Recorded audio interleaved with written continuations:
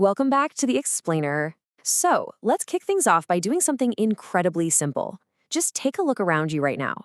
Zoom in closely on the everyday objects right in front of you. Maybe it's the mug you're drinking from, the shoes on your feet, or hey, the actual screen you're using to watch this very explainer.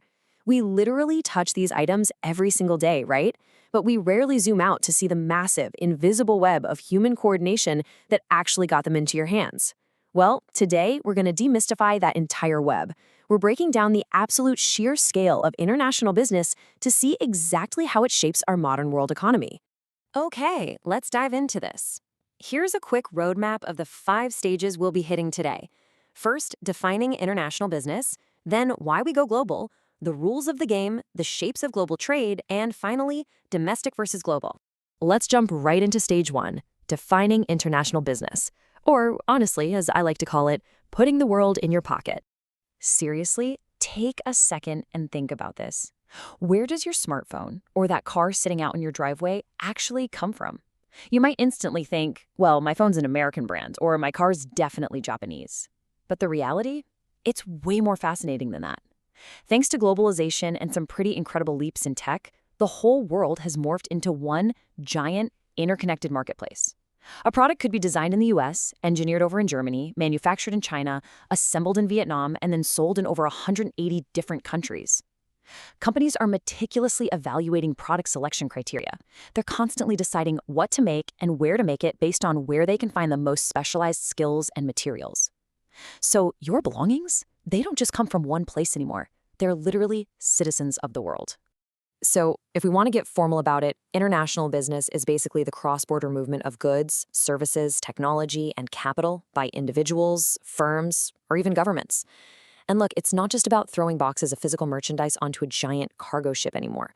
We're talking about the transfer of intellectual property, online education, high-level consulting, and massive capital investments. And you know what the most exciting part is right now? This isn't just a playground for giant multinational corporations. Not at all. With modern e-commerce platforms, digital marketing, and remote services, even a tiny local enterprise can source raw materials globally and sell their products to someone completely on the other side of the planet. It's a total game changer. And that perfectly tees up Section 2, Why We Go Global. The subtitle here really hits the nail on the head, the power of mutual dependence. Because honestly, the idea of a totally 100% self-sufficient country, it just doesn't exist. No, what's really interesting here is this single massive number, 60%. Think about Apple. It's one of the most iconic American companies in history, right? Well, they actually earn more than 60% of their total revenue from completely outside the United States. And this highlights a totally crucial piece of market selection criteria. Big companies have to target regions that have rising middle-class affluence and massive growth potential. Places like China, Japan, the UK, and Europe. If a company of Apple's size just conquered its domestic market and called it a day, their growth would completely flatline. Why? Because domestic markets are always capped by population size and local wealth.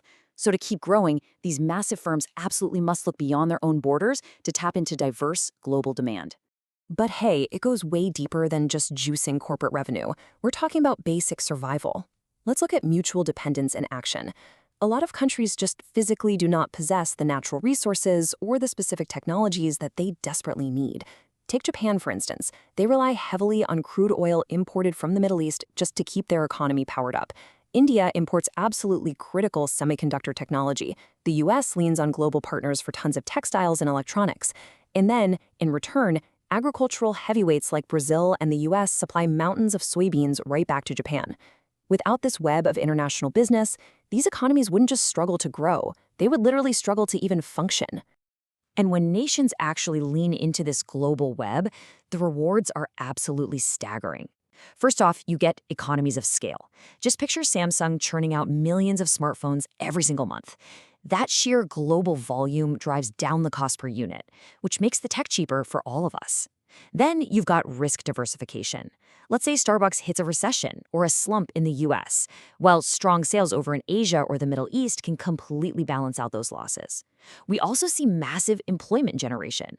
Global giants like Amazon and Walmart employ millions of people across logistics, tech, and retail worldwide. But honestly, perhaps the most profound reward of the whole shebang is global stability. Countries that trade deeply with one another are just far less likely to go to war. I mean, it's the exact reason the European Union was formed after World War II, using economic interdependence to forge lasting, stable peace. Of course, getting to those rewards is not a walk in the park. Let's step right into Section 3, the rules of the game, where we have to navigate the immense complexity of the global arena. So, the crucial point is that international business is just fundamentally trickier than domestic commerce.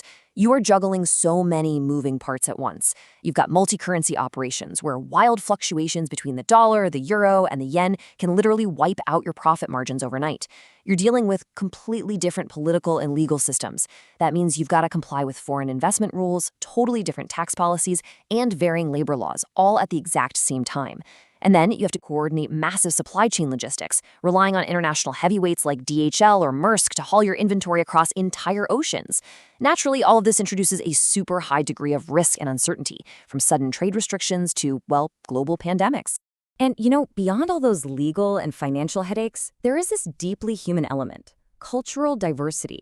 You simply cannot just copy and paste a business model across borders. A perfect illustration of this is how food brands handle cultural adaptation. When figuring out their international product selection, global juggernauts like McDonald's or KFC actually have to physically alter their menus and change the actual taste of their food to survive in markets like Mexico or India. They absolutely have to respect local traditions, religious dietary laws, and unique flavor profiles. If you don't adapt your product to the local culture, the market will reject you. It's really that simple. Moving right along to Section 4, the shapes of global trade. How do companies actually go about building this global web? Because it definitely goes way beyond just simply exporting a product. Companies actually have a whole toolkit at their disposal, and they often move through different stages and processes of global expansion. So they might start out with simple exporting. Then maybe they move up to franchising, which lets brands like Pizza Hut expand super rapidly by using foreign operators. As their processes deepen, they might shift over to global outsourcing to take advantage of specialized skills or lower costs, kind of like Apple outsourcing its assembly to Foxconn over in China. Sometimes it makes the most sense to just team up, forming joint ventures like the Starbucks-Tata Alliance in India, so they can share the risks and tap into that vital local expertise. And finally, at the absolute highest stage of commitment, they'll use foreign direct investment, or FDI. This is when they physically set up shop in another country, like Toyota building massive, sprawling manufacturing plants right in the USA. And this brilliantly illustrates what all these strategies look like when they perfectly synchronize. Just look at the global supply chain for the Boeing 787 Dreamliner. The software and the final assembly, that happens in the USA. But the wings? They come all the way from Japan. The fuselage sections are built in Italy, the tail fin comes from Korea, and the landing gear is manufactured over in the UK. This isn't just an airplane. It is a literal flying monument to international business and global supply chain management. The pure coordination required to make all those thousands of global pieces fit together flawlessly, it is simply mind-blowing. Which brings us to our fifth and final section: domestic versus global. It's time to pull all these threads together for the ultimate contrast. Let's move to synthesize all of this side by side, because when you do, the sheer planetary scale of international business becomes undeniable. Think about it. A domestic business deals with a single currency, one legal system, a relatively uniform culture, and generally, lower risk. But the trade-off there is a super limited market size and local competition.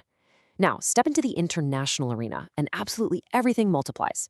You're dealing with multiple currencies, wildly diverse cultures, and dozens of complex legal systems.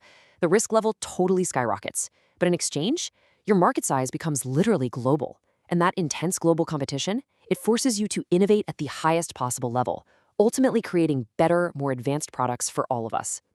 So as we wrap up, I want to leave you with this final provocative thought. What would your world actually look like today without this invisible web of international business, without the constant global flow of technology, resources, and ideas?